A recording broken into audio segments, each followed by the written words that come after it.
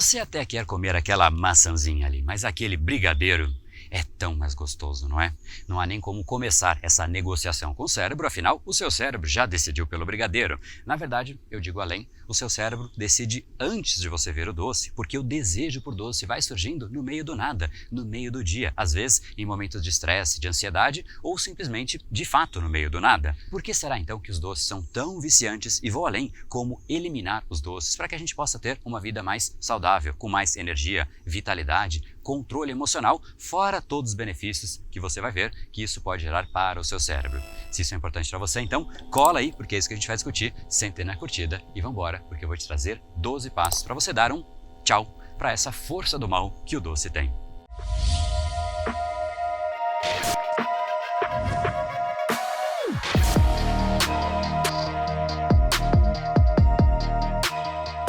Fala pessoal, André do Empower, Academia Cerebral, especialista em neurociência comportamental, criador do método Reprograme Seu Cérebro. Hoje nós falaremos sobre essa tal força que muitas vezes é maior do que a nossa própria vontade, aquela força que nos puxa para um doce. Como será que o açúcar consegue ter tanta força assim? Esse é um vício que 90% e altos das pessoas de fato têm, afinal é difícil conhecer alguém que não seja fã de um docinho, não é mesmo? Agora, por que será que isso acontece? Por que o nosso cérebro é tão compelido a alimentos doces, a alimentos que de fato geram este prazer? E a resposta está exatamente nisso. O nosso cérebro é impulsionado pelo desejo de gratificação imediata, que é exatamente o que o doce proporciona. No exato instante que você come um doce, você sente prazer. E, inclusive, não somente o prazer físico, mas é uma certa questão cultural. As pessoas são criadas tendo o açúcar como uma recompensa, como um mimo. Então nós não só relacionamos o prazer físico, mas também relacionamos com uma questão emocional, afetiva. É um momento de eu mereço um docinho. E na hora que você come o brigadeiro, você para tudo, você realmente degusta aquilo, você sente prazer em todas as esferas que aquele tal açúcar pode te proporcionar, porque além de tudo, ele é também gostoso. Então, junto à parte física, a emocional, a afetiva, enfim, é um pacote ali praticamente completo, muito diferente de outros alimentos, como uma alface, por exemplo, como um brócolis, que nós precisamos aprender a gostar. Nós precisamos comer aquilo porque sabemos que aquilo é importante para a nossa saúde.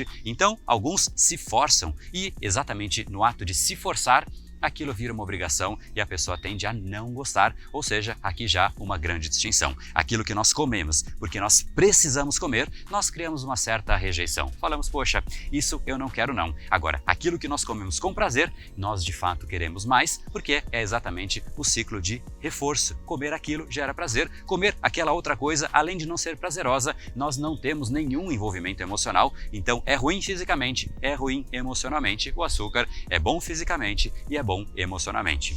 Difícil competir, não é mesmo? Agora, além de tudo, para piorar um pouco mais, o açúcar tem também um papel evolutivo. Nós somos programados para adorar o açúcar. Por quê? Porque simplesmente ele é um alimento calórico e nós precisamos de reservas calóricas para nós sobrevivermos. Imagine só, na época em que vivíamos na selva. E, obviamente, existem períodos que está calor, existem ali animais para serem caçados, mas existem momentos em que não e você não consegue caçar, momentos de frio, momentos em que não há caça. E o que você pode fazer? Você precisa contar necessariamente com a sua reserva calórica e aqueles que não possuem reservas calóricas estão naturalmente muito mais propensos a não sobreviver. Então, o açúcar cumpre este papel de ser um alimento que o nosso cérebro gosta também por conta disso, porque ele proporciona reserva calórica e a gente sabe muito bem disso, não é? Aquelas pessoas que comem muito açúcar, elas sabem que essa é uma das consequências mais visíveis, mas existem outras. Agora, antes de mais nada, será que existe problema comer um pouquinho de açúcar?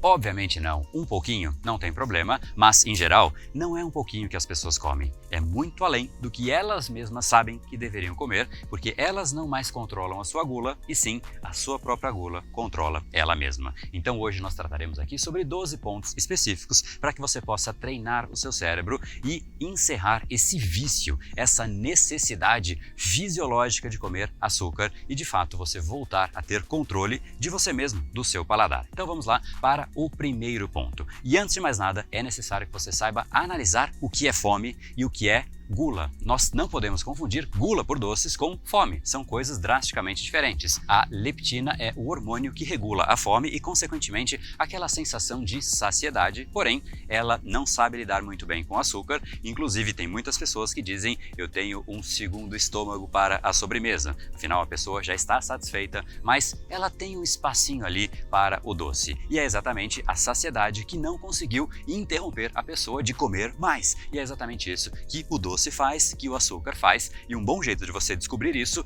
inclusive não sugiro que você faça, estou apenas exemplificando, é você deixar ali um pote de jujubas, com muitas jujubas ao seu lado. Repare a hora que você vai parar de comer. Muitas vezes você vai pegar ali a primeira, aí você vai pegar outra, e muitas vezes a pessoa para somente quando ela está enjoada. Ela passa a saciedade de longe e continua comendo e fica enjoada, aí ela para. Ou seja, o corpo teve que mostrar, através de um sinal não muito satisfatório, que passou do limite. Para, chega, você está fazendo mal, e aí a pessoa de fato interrompe. Este é de fato o desejo de comer depois de já estar satisfeito, e obviamente esse desejo de continuar comendo é gula e não é mais fome. E ter consciência de cada uma dessas duas coisas pode parecer um primeiro passo simples, mas é um passo que ajuda demais. Afinal, saber que vai fazer frio te ajuda a se preparar para o frio, não é mesmo? Você pega uma roupa diferente e você sai para a rua muito mais preparado. Saber que algum tipo de situação ou algum tipo de contexto vai te fazer querer comer mais é também importante para que você consiga se preparar. Então esse é o nosso passo número 1. O segundo ponto é geralmente um erro muito comum. Inclusive, muitas pessoas veem os vídeos que eu faço, falo a respeito de açúcar, inclusive existe um outro vídeo que eu falo dos efeitos do açúcar no nosso cérebro, vai aparecer aqui nessa tela, também vai aparecer na descrição deste episódio, e eu mostro exatamente os efeitos que o açúcar gera na pessoa e no cérebro dela, e aí a pessoa toma uma decisão de interromper. Ela quer parar de uma vez por todas, e obviamente essa força de vontade é interessante, mas qualquer vício que você tenta romper de imediato, isso pode gerar mais dificuldades. Afinal, nós não somos um robô simplesmente para desligar uma chavinha ali e automaticamente mudar o nosso comportamento. Qualquer hábito, qualquer comportamento, assim como qualquer vício, as mudanças precisam ser ali em doses homeopáticas, estratégicas, pensadas. Então, o passo número 2 é entender que você precisa ir diminuindo aos poucos, vai espaçando. De repente, se você come o doce sempre depois do almoço, você acaba de comer e já tem ali a sobremesa te esperando, de repente espaça um pouco mais, deixa ali para o meio da tarde ou até mais para o final da tarde. Vai ter uma tarde ou outra que você vai esquecer e acaba nem comendo aquele doce. Ponto para você. Vai espaçando, vai diminuindo, e isso vai fazendo com que pouco a pouco aquele hábito que era automático para você já não mais acontece. O seu cérebro já não mais espera sempre naquele momento, porque não é sempre naquele momento que você come, ou seja, não é mais previsível. Isso faz com que muitas vezes você acabe até esquecendo. Ou seja, o segundo ponto é vai de leve. Vamos para o terceiro? Terceiro ponto é de fato um dos mais efetivos, que é você diminuir a frequência em que você sente o sabor doce na sua boca ao longo do seu dia, seja em sobremesas, bebidas, cafés, adoçantes e por aí vai. A cada vez que você estimula o seu paladar com sabores doces, mais difícil fica parar, porque você vai, querendo ou não, condicionando o seu paladar a desejar coisas mais doces. As pessoas que colocam muito sal na comida, quando comem um alimento que não possui muito sal, ela se incomoda. O mesmo vale para doce, o mesmo vale para absolutamente tudo. Nós nos habituamos. Então, se você começar a diminuir a frequência do doce, isso vai fazendo com que você dependa menos do doce e você não reforça esse ciclo vicioso. Então, esse ponto é simplesmente você entender e começar pouco a pouco a tirar a quantidade. Então, se você toma um café e coloca 3 colheres de açúcar, de repente, começa a colocar 2 ou 1. E aí, pouco a pouco, você vai reduzindo. Esse é o ponto número 3. Quarto ponto é diminua os alimentos processados e refinados, porque apesar de não serem alimentos doces, eles são praticamente açúcar e glicose no seu sangue, porque no fim tem o mesmo efeito. Esse é bem difícil de fazer, porque estes alimentos, esses tipos de ingredientes processados, eles estão ali escondidos em todos os lugares. Por exemplo, em um macarrão, pão, bolachas, salgados e por aí vai. Agora, por que será que isso ajuda? Porque são alimentos de alto teor glicêmico, ou seja, eles liberam a glicose rapidamente e o seu cérebro e o seu organismo sente aquela explosão de glicose que gera uma série de consequências, inclusive um bem-estar imediato, e automaticamente você quer mais daquilo, reforçando mais uma vez o desejo por mais explosões de glicose em você. Então tente diminuir um pouco mais esse tipo de alimento processado, esse tipo de alimento com alto teor glicêmico, porque aí você vai condicionando o seu corpo, o seu organismo a não mais depender de elementos com alto teor glicêmico para se sentir bem. Afinal, você pode se sentir bem sem isso, não é mesmo? Tem gente que fala, poxa, mas você vive bem, você é feliz sem um docinho? A minha pergunta para essa pessoa é, mas poxa, para você ser feliz, você precisa de um doce? Que tipo de felicidade é essa? A gente pode sim achar felicidade em muitas outras coisas. Não significa excluir o prazer do doce, você pode ter, mas existem outros. Que tal dar um pouco mais de valor para os outros? Porque aí também, quando você aumenta o prazer de uma coisa, automaticamente você diminui das outras. E agora então, a gente vai passar aqui por alguns pontos mais rapidamente, mas se você está curtindo esse conteúdo, sente na curtida e manda para alguém que precisa ouvir sobre este conteúdo. Sabe aquele seu amigo ou aquele familiar que come tanto ou até mais doce que você? É ele mesmo. Manda para ele para que de fato ele possa ter essa mesma reflexão e pouco a pouco ir eliminando este alimento e até, de repente, também querer os benefícios de uma vida mais saudável, com muito mais vitalidade, muito mais energia, muito mais disposição e muito mais benefícios para o cérebro dele, como a gente vai cobrir. Vamos então para o quinto ponto. Quinto ponto é cuide do seu bem-estar. Quando você está estressado, ansioso, deprimido, você sente vontade em se premiar mais do que o normal. Então a gula por doce ela é muito mais forte nessas horas. E uma coisa que você pode fazer é esporte. Exercícios físicos te ajudam demais. Se você não faz, converse com alguém que faz esportes. Essas pessoas sentem o prazer do exercício. Afinal, os exercícios liberam uma série de neurotransmissores que entregam uma sensação de bem-estar muitas vezes mais intensa, mais duradoura do que o açúcar. E isso faz com que elas nem desejem o açúcar da mesma magnitude que as pessoas que não costumam fazer. Que tal fazer isso? Pegue um dia e faça exercícios físicos e compare o seu desejo por doce nesse dia e em um dia normal que você não fez exercícios. Mas também te sugiro que você converse com uma pessoa que de fato faz esporte e compare o desejo de doces que ela tem com o de uma pessoa que não faz esportes. Sexto ponto, uma boa transição é importante. Como é que você pode fazer uma transição para ir diminuindo o peso do açúcar? É de fato você trocar o açúcar por adoçantes, especialmente os naturais como a estévia, porém cuidado com a quantidade, porque os adoçantes muitas vezes são até mais doces, então isso vai treinando e condicionando seu paladar a querer mais e mais coisas doces. Sétimo ponto, esse é um pouco mais inusitado, se distraia. Quantas vezes a gente simplesmente come por tédio, por estresse? Esse é um grande aliado dos alimentos doces. Sabe aquela hora que você está ali entediado, não sabe o que fazer e quando você repara, você está na porta da geladeira procurando alguma coisa para comer?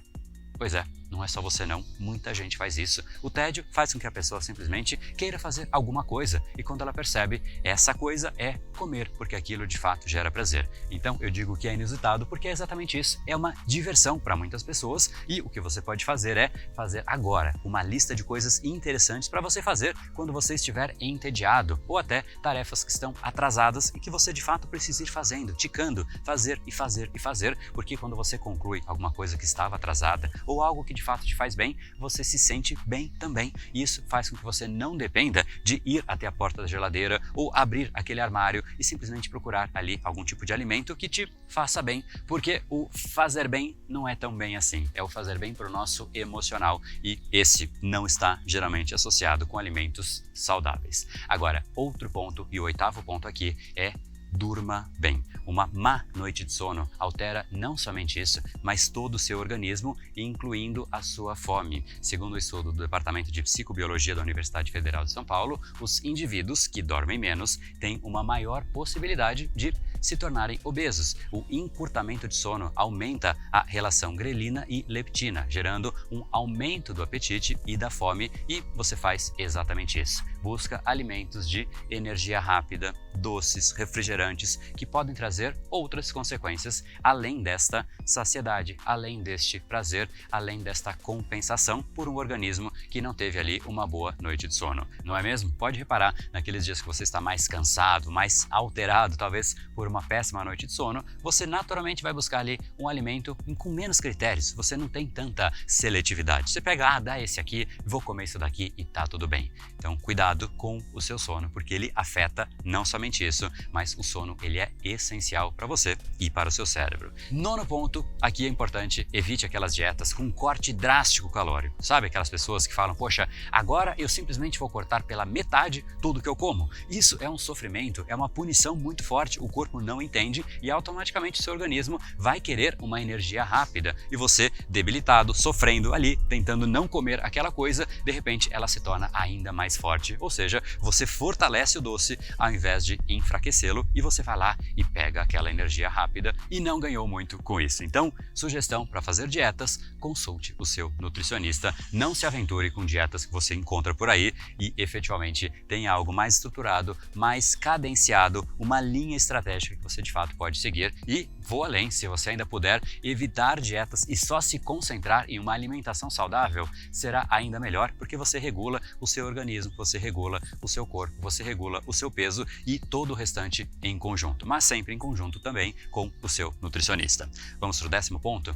10º ponto é livre a sua casa de tentações. Tire os doces, tire alimentos processados, aqueles que você não quer ter, jogue para longe do seu alcance, porque quando você está triste, estressado, ansioso, automaticamente o seu cérebro vai buscar o que é? Aquilo que a gente já falou, o prazer imediato. Então dificulte o acesso a esses alimentos. O que você pode fazer, de repente, é nem ter. Imagina só, eu estou ansioso, estressado, quero um doce, não tem. Tenho que ir até o supermercado para querer? Será que você vai mesmo? Você deixa isso para lá e você evitou aquele doce. Então, tire as tentações de perto de você. Combinado?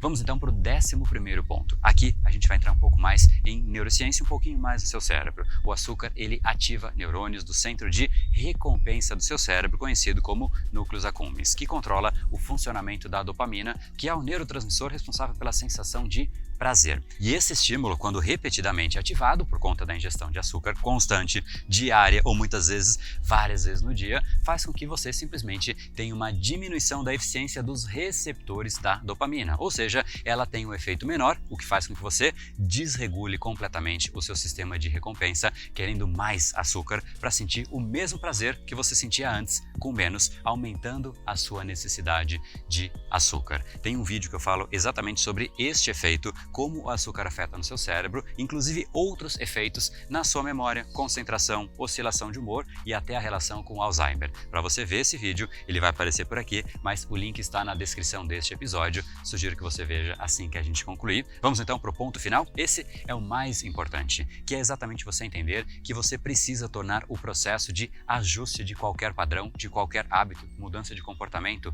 em um grande jogo. Porque quando aquilo é sofrido, é algo que você se obriga a fazer, é muito mais difícil. Quando aquilo é um jogo, você se diverte, você faz o processo ser prazeroso e isso facilita você chegar no resultado e, obviamente, para que isso aconteça, você precisa conhecer o seu cérebro e pela primeira vez eu vou te ensinar exatamente como você faz isso, como você usa cada um dos seus estímulos, dificuldades, desafios, aliados, inimigos, exatamente como em um jogo, para gerar os estímulos adequados no seu cérebro e o nome deste evento é o Jogo Mental, o real jogo é no seu cérebro. Esse vai ser um evento completo sobre neurociência, neuropsicologia, programação neurolinguística, em que você vai aprender exatamente a como operar o seu cérebro, dando estes estímulos corretos para você reforçar os comportamentos que você deseja ter e isso pode obviamente ser usado para o açúcar, mas para qualquer outro hábito, comportamento e atitude que você queira alterar, mas não uma alteração na obrigação e sim no prazer, criando uma jornada, criando um jogo, criando o seu jogo mental.